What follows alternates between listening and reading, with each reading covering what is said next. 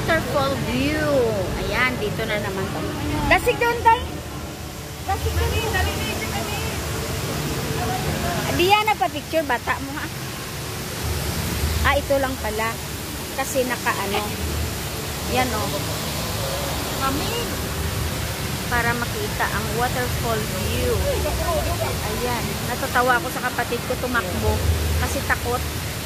Buong journey namin kanina dun sa ano, hinahawakan ng anak. Dahil ayaw nang maglakad na.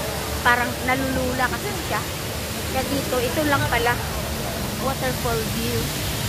Ayan, mula taas. Ayan. Tapos pa gano'n. Hanggang pababa.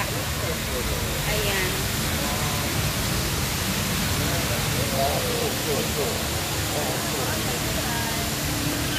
Ayan lang siya. Pataas lang. That's all. Bali, ano lang, yan oh, may maliit lang na space. Natatayo yung mga ano dito. Actually, kung tingnan mo dun sa baba, nakakabit, parang nakakabit to. So, nakakatakot. Parang floating. Yan. Yan dun sa baba, oh.